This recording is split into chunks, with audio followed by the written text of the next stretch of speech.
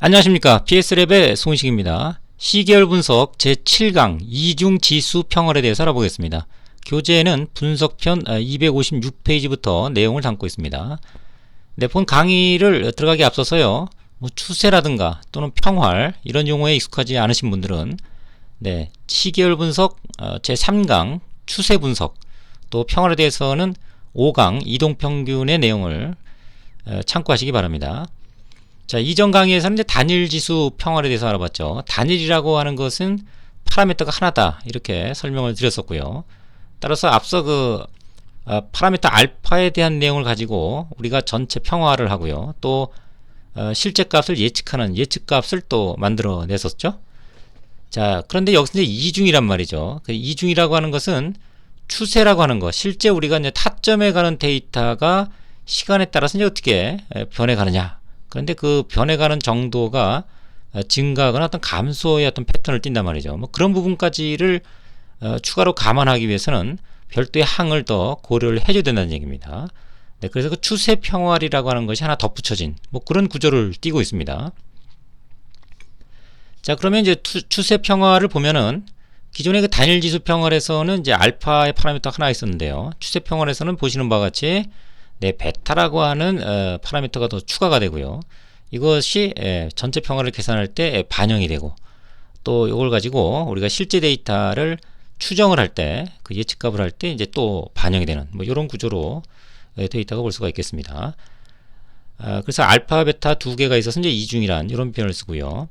특히 이제 선형 추세 T가 이제 요게 반영이 됐죠.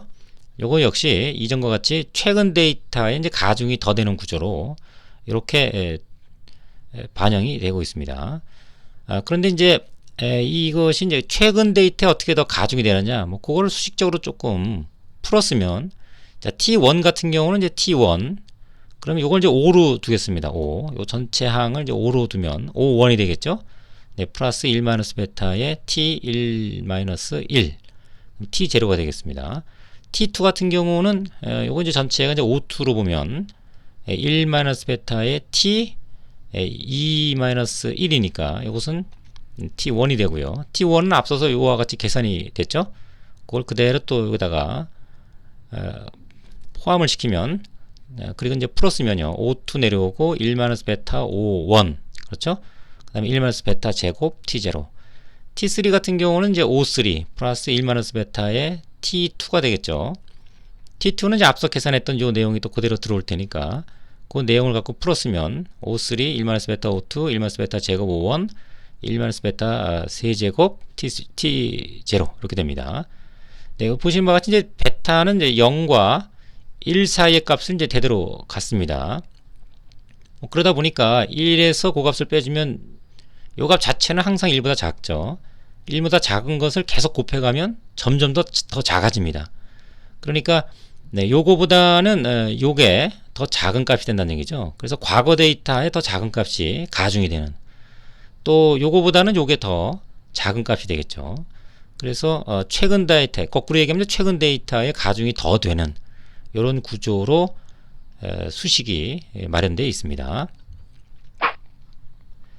자, 그러면 이걸 이제 어떻게 계산되는지, 통계 패키지를 쓰면은 뭐 바로 나오겠습니다만, 원리를 이제 이해하는 차원에서 하나하나 이렇게 좀 헤쳐보면요, 우리가 보통 시계열 데이터 그러면 이와 같이 하나하나 얻어지죠. 이런 것들은 이제 타점의 시간의 순서에 따라서 이제 타점에 가는 것을 시계열 데이터라고 하는데, 뭐 보통 어떤 그 구매 단가, 원재료 단가라든가 또는 환율, 뭐 대표적인 환율, 무슨 뭐 매출액이라든가, 이런 것들, 고용 지수, 뭐 이런 것들은 시간에 따라서 그 타점을 쭉 해나가는 뭐 그런 데이터고, 우리 그 수식으로 보시면 이제 Y에 대응하겠죠. Y. 그럼 X는 바로 인덱스가 된다고 그랬죠.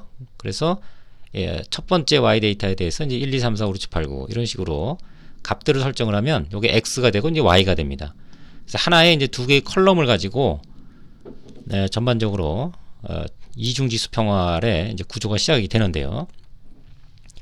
그 계산 과정을 간단히 좀 알아보겠습니다. 우선 우리가 산시계에서 S1이다 그러면, 또는 T1이다 그러면, 요게 이제 1-1이니까 이제 S0라는 값이 필요하죠. 또 1-1이니까 T0라는 값이 필요합니다.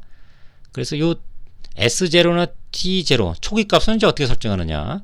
네, 그것은 이것이 추세이기 때문에 우리 요 데이터와 요 데이터를 가지고 X와 Y라고 우리가 가정을 하고요. 자, 그로부터 단순 회귀방 정식을 만듭니다. 그랬을 때 나오는 상수가 S0가 되고 개수가 T0가 되는 뭐 이런 산식을 초기 값으로 이용을 합니다. 추가적으로는요. 그럼 이 개수는 어떻게 얻어지느냐? 이것은 확증적 자료 분석 인터넷 강의요. 제 10강을 보시면 회귀 분석에 응용해서 그 상수들, 그 다음에 개수를 단순 회귀 방정식에서 어떻게 얻는지 이론적으로 설명을 하고 있고요. 또 리스트 같은 경우는 이와 같이 이제 S1 값을 우리 Y 데이터의 첫 번째 값, 또 T1 같은 경우는 이렇게 이런 형태의 하나를 이제 선택해 쓰도록 그렇게 가이드를 해드리고 있습니다. 하고 있습니다. 자, 우리는 미니 탭에서 쓰는 단순 회귀 방정식을 이용한 S0 초기값, T0 이렇게 설정하는 방식을 좀 도입을 했고요. 자, 이렇게 도입을 했을 때 이제 S1 계산이 가능하죠. S1 같은 경우는 여기 있죠. 알파를 우리가 0.2, 베타를 0.2로 가정을 하면 네, 0.2에다가 Y 첫 번째 값 1-0.2에 S0인데 S0는 여기 나와 있죠. 초기값. 또 T0도 여기 나와 있습니다. 그러면 S1 값을 얻을 수 있고 또 S1 값을 여기 아니까 S1 값, S0 값 또 베타는 0.2라고 그랬고요. T0 값, 초기 값 그래서 이제 T1 값을 얻을 수가 있겠습니다. 그래서 F1은 S0와 T0를 더한 거니까 그러니까 요 F1 첫 번째 추정값, 적합값은 예측값은 네, 요 이전에 요 두 값을 더해서 오는 이렇게 한자 수가 좀 밀리죠? 네. 두 값을 더해서 오는 이런 구조고요.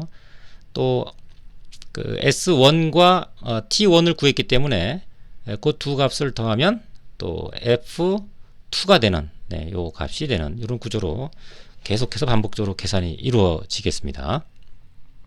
뭐 각각의 계산 과정은 수식을 좀 참고를 하시면 될 것 같아요. 자, 그 다음에 이제 예측이 있죠. 예측. 네, 이제 이거 우리가 지금 여기까지 계산한 것은 적합값이라고 합니다. 적합값이라고 하고 예측값은 이제 우리가 갖고 있지 않은 데이터를 넘어선 그런 그 예측에 해당되는 영역에 우리가 갖고 있지 않은 데이터 영역의 값들을 얘기합니다. 단기적인 어떤 패턴을 이해하는 데에는 본식을 가지고 충분히 활용할 수가 있습니다. 뭐 너무 멀리 추정하는 것은 이제 문제가 좀 있겠죠. 자, 예측 같은 경우도 여기 보시면 61번째 데이터를 예측한다. 그러면 60번째의 S와 60번째 T 값을 서로 더하죠. 그래서 이 두 값을 더해서 이렇게 적합값을 얻게 되겠습니다. 그 이유 값들에 대해서는 즉 S61, 뭐 T61 이런 값들은 동일한 산식을 이용해서 유도해내고요. 그렇게 유도해낸 값들은 두 개 값을 더해서 또 F62에 대한 그런 그 예측값을 마련하는 이런 반복적인 과정으로 이루어져 있습니다. 자, 추가로 우리 그 단일지수 평원에서 설명을 드렸었는데요. 아리마 모델로 계산할 수가 있어요. 그러니까 우리가 알파와 베타를 최초에 이제 어떻게 결정하느냐 이제 이런 문제가 남게 되는 거죠. 그래서 우리 통계 패키지 보면 요 아리마 모델이라고 하는 것을 체크를 하게 되면요. 이중지수 평화를 들어가서 대화 상자에서 아리마 모델이라고 하는 것을 이제 체크를 하게 되면 알파 베타를 예측을 해줄 수 있습니다. 최적화된 알파 베타를 예측을 하고 그걸 이용해서 우리가 이중지수 평화를 할 수가 있는 거죠. 또는 미탭의 그 아리마 모델로 바로 가셔서 0, 2, 2 이렇게 설정을 하고 진행을 하셔도 동일한 값을 결과를 얻을 수가 있겠습니다. 네, 요 최적화를 통해서 파라미터를 추정하는 방법, 그 다음에 아리마 모델로 들어가서 요 값을 가지고 동일한 결과를 얻는 과정, 요것들에 대해서는 6강의 이중지수 단일지수 평활에서 자세히 설명을 드렸기 때문에 동일한 내용이기 때문에 필요하신 분은 해당 내용을 참고하시기 바랍니다. 네, 여기까지 설명을 마치도록 하겠습니다. 수고하셨습니다.